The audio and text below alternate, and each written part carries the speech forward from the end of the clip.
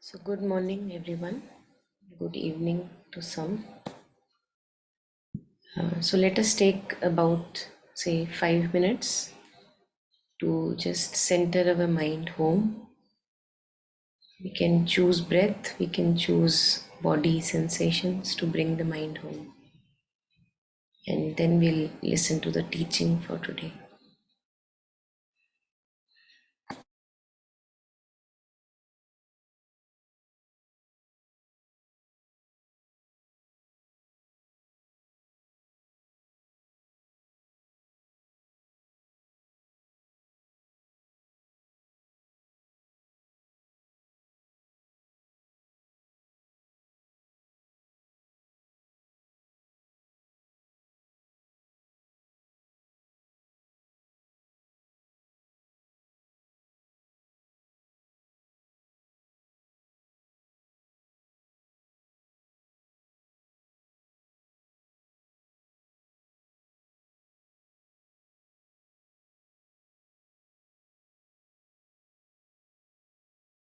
So, there may be things on our mind, but that doesn't matter.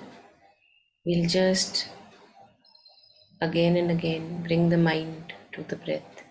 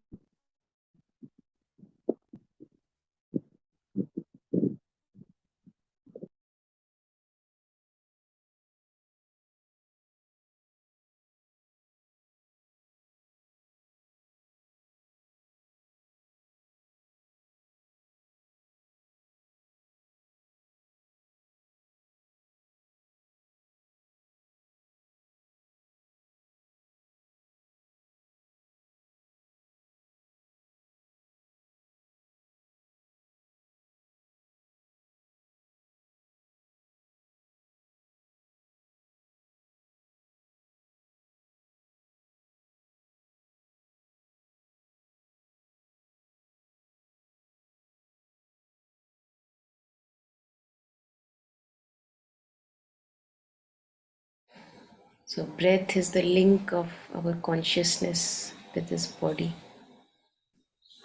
And when we become mindful of the breathing, we are back home. We are consciously here.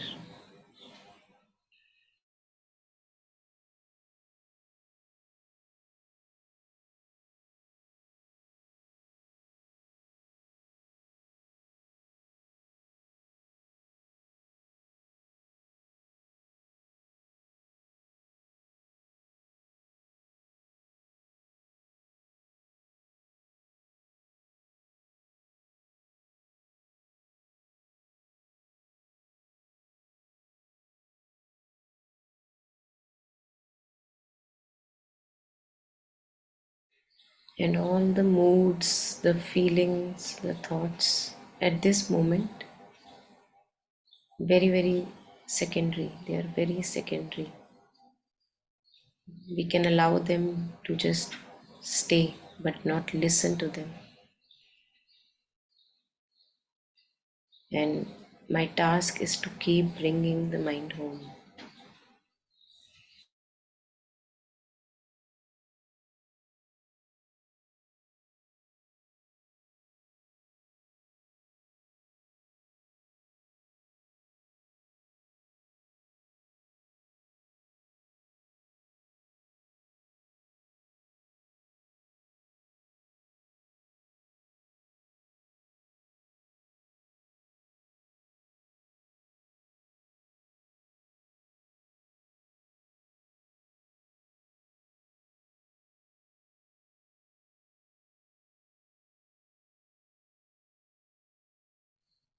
So we have a teaching today by Thich Naht Hanh again, and he talks about touching the war within.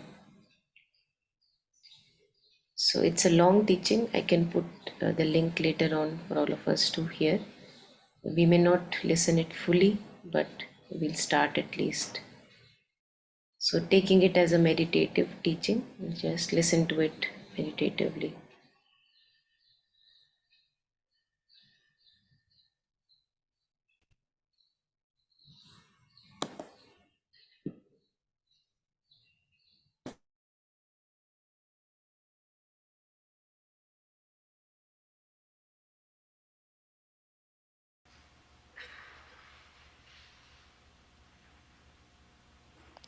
Going home, we are afraid of touching our pain, touching the war within. Sometimes we find ourselves at war with another person, maybe with our family, with our society, with our tradition. But we may learn that when we are at war with someone else, there may be a war within us. And that is why we don't want to go home. Of course, there is war within and around us. But there is something else. There is also peace and joy. And we should learn to go home in order to touch the joy and the peace within us and around us. And this is very important because all of us need to be nourished, to be stable, in order to be able to go further, to do something for the people around us. I know many of you are very dedicated to the cause of peace, of social justice. But many of us feel at times lost, angry, despair. We are overwhelmed by the tremendous amount of suffering that is there around us and even inside of us.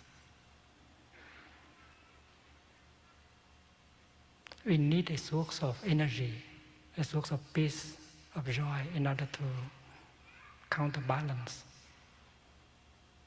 Because we know that if you do not have some amount of peace, of joy, of happiness, we cannot do anything. We cannot continue. The practice of arriving helps us to touch the peace and the joy within in order to get nourished. And that practice will help us to generate the energy of mindfulness that will help us to touch the war within and around us. Because touching the war without strength, without the energy of mindfulness, may be dangerous. We'll be overwhelmed by it. We'll be shattered by it. And therefore, before we learn to touch the war within and around us, we should cultivate the energy of mindfulness. And that kind of cultivation could be realized when we learn to go home and touch the peace and the joy in us.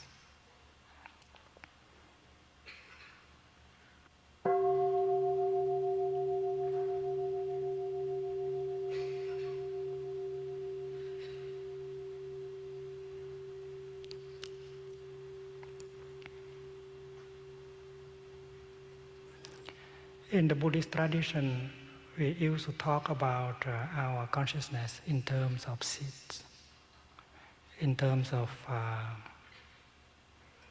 bijas. Bijas means seeds. We have seeds of peace, of joy, of happiness.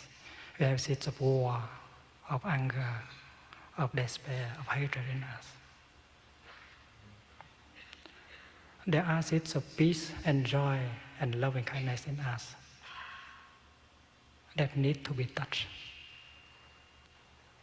We should learn to touch them by ourselves. And we should need our friends to come and help touching them. This is the practice. I always encourage my friends to begin the practice by touching peace, touching the positive seeds within us, and touching the positive seeds within the other person. It's pleasant. It helps nourish each other. And we know that touching, the deepest kind of touching is with the energy of mindfulness.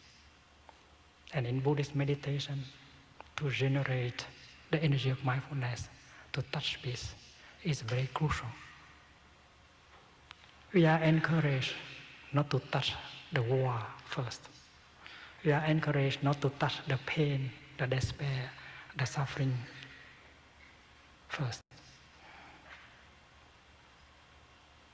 And touching peace, we can do as individuals, we can do as a community, we can do as a nation. And it is pleasant. I may like to touch my eyes with the energy of mindfulness. I have the energy of mindfulness, which is generated by the practice of mindful breathing. Breathing in, I know I'm breathing in. Breathing out, I know I'm breathing out. That is the practice of touching your breath. And that practice is called mindfulness of breathing. Now I use that energy of mindfulness to touch my eyes. Breathing in, I'm aware of my eyes. Breathing out, I smile to my eyes.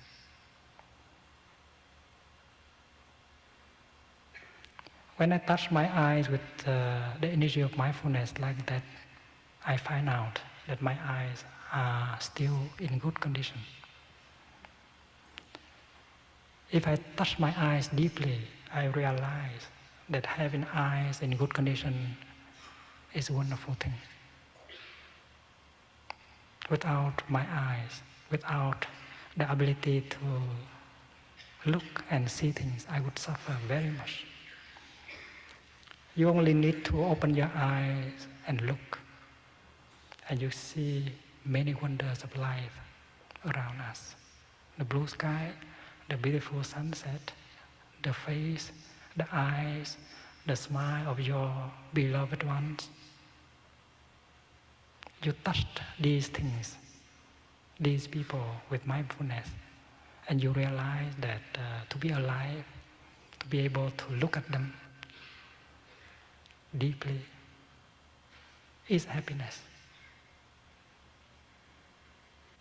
Happiness is something simple. When you have mindfulness, and you get nourished by that kind of touching. When you touch your eyes with mindfulness, you know that your eyes is a condition of peace and happiness and joy for you. You know peace is there to some extent.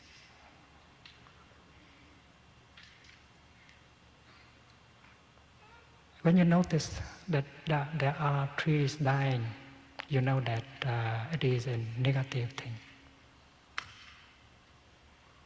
Touching these things, you suffer. But when you touch beautiful trees that are still alive, healthy, you realize how wonderful to still have them around us.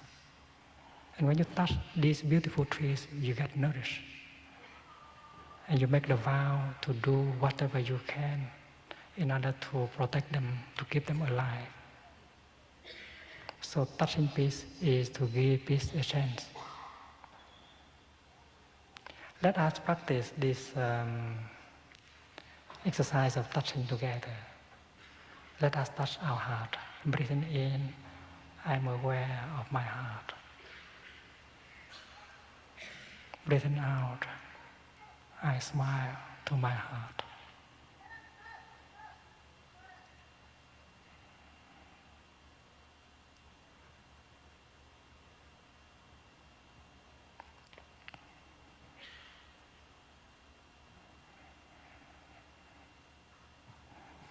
When I touch my heart deeply like that, I know that my heart is there, and it is a good news.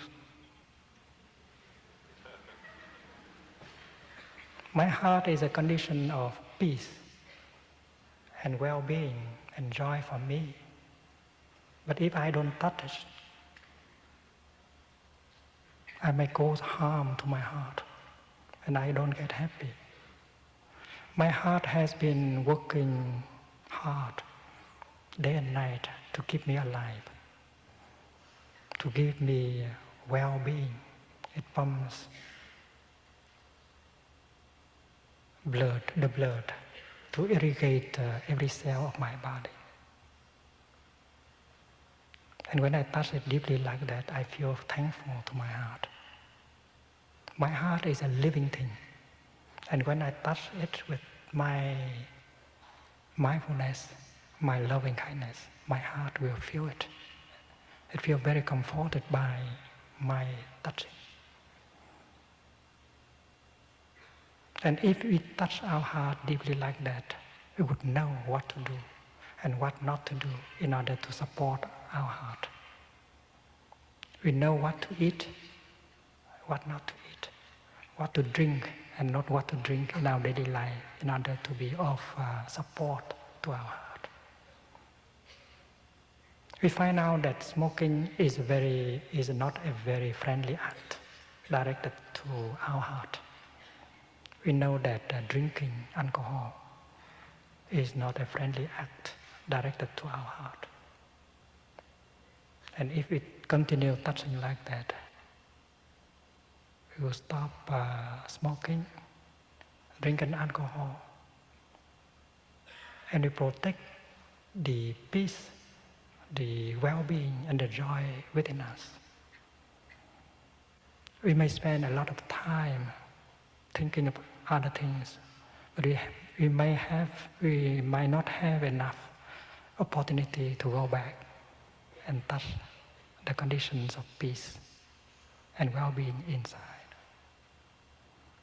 We live in forgetfulness. Forgetfulness is the opposite of mindfulness. We live our daily life in such a way that we destroy the peace, the stability, the joy in our body. We bring elements of war into our body.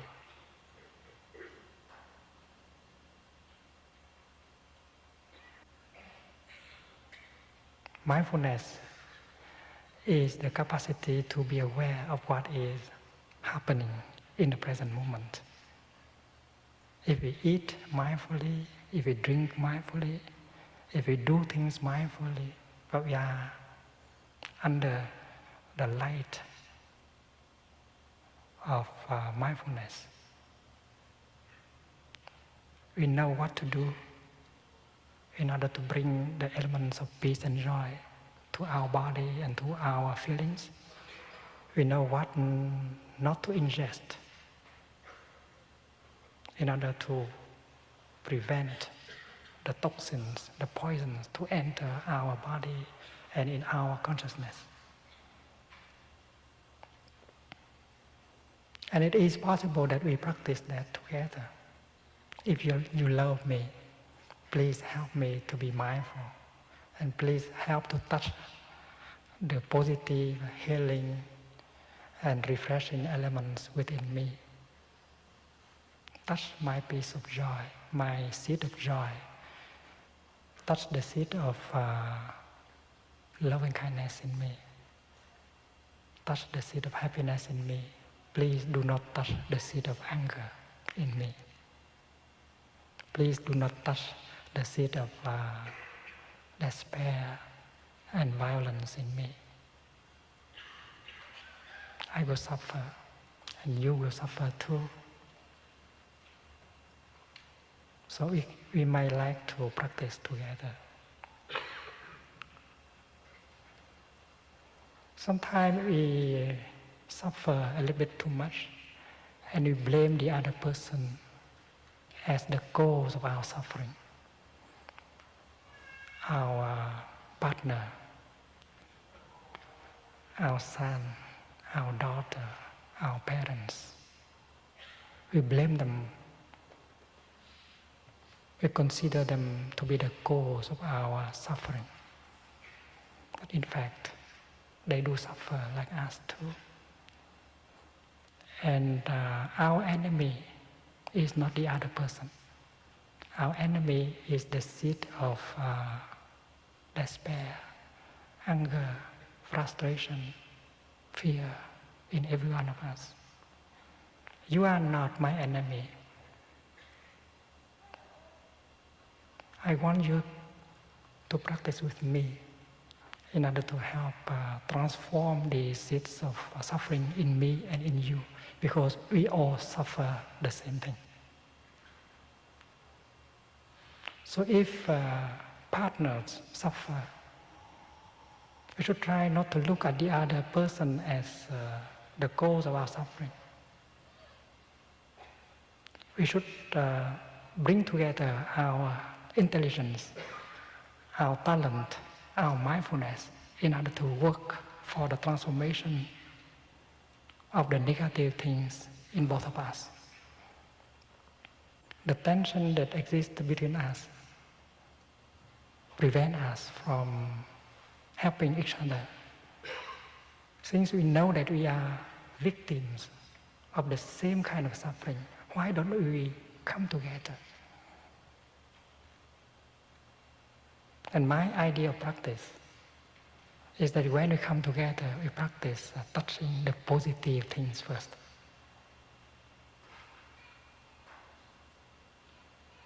We practice looking deeply in order to see the seed of peace, of joy, of talent, of happiness in ourselves and in the other person. We recognize each other's values because everyone has his or her own talents and strength and positive values. Everyone has jewels within himself or herself. Looking deeply into the other person in order to recognize these jewels and tell him and tell her, appreciating these values is a very wonderful practice.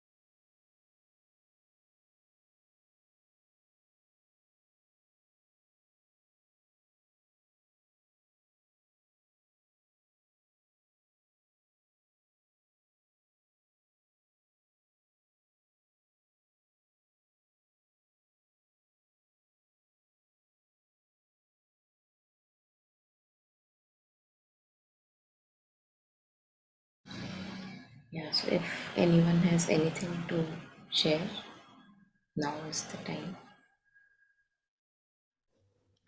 Yeah, Monica, good morning. Yeah, Yeah. good morning, Sharati. So I have a small, I need to have a small clarification. See, when he says, touch your eyes, with positive seeds, he says, what does it actually mean? We have to physically touch or we should feel? So when we are touching our eyes mindfully, it's just that we are giving attention to them inwardly. So for Okay. example, right now if I ask you, okay, touch your toes, Huh. so your attention goes to your toes. Okay, okay. It's the attention that inwardly shifts to each part of our being. Okay, okay. Yeah. So another thing also, I have a small doubt. When your partner suffers, he said something. I didn't get it. Can you please explain it a little bit?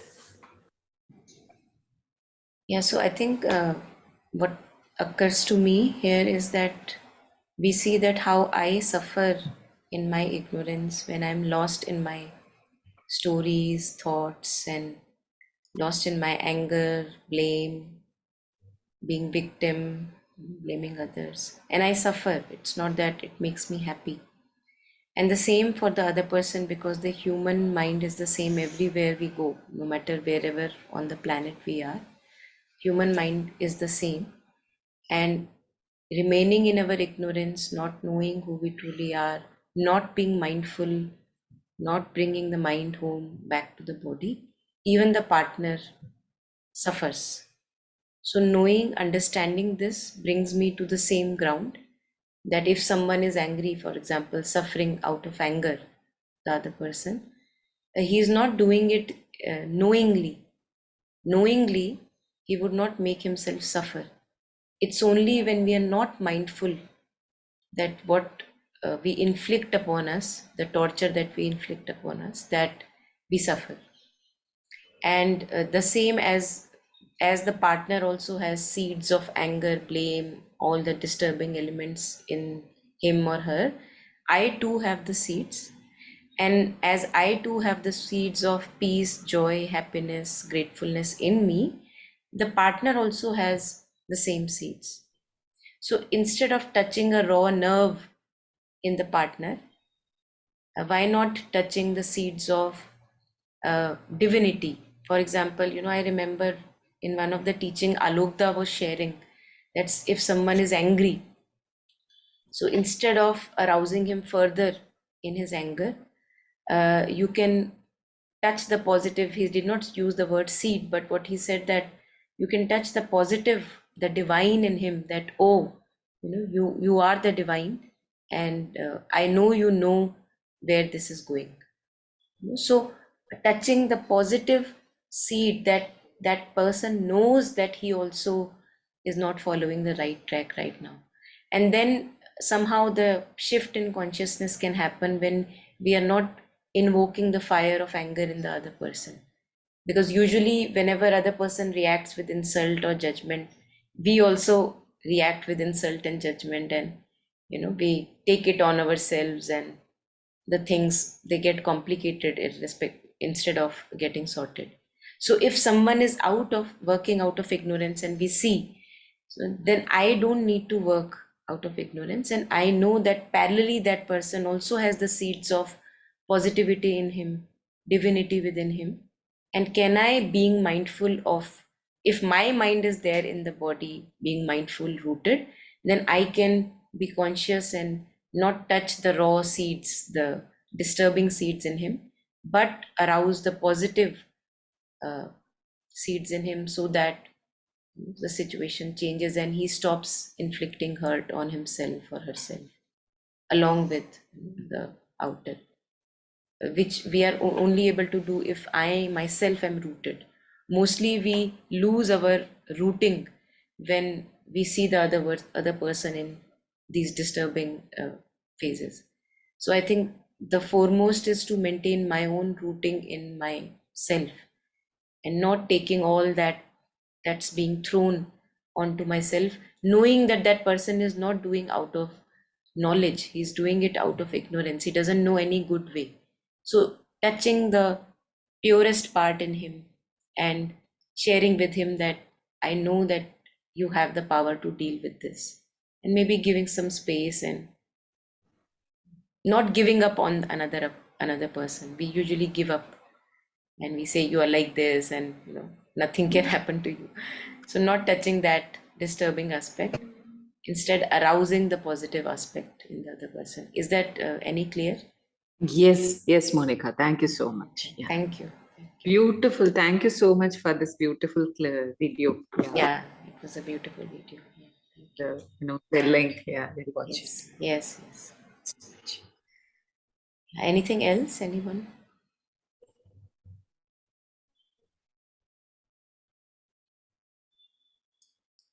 Okay, so happy practice. I'll share the link again on WhatsApp group. And have a good Monday and have a good sleep. Yeah, thank you. Thank you. Thank you Bye. so much. Much. Thank Thank you. you. Thank you, Sulakshmi ji. Bye. Thank you. Thank you, Nandini.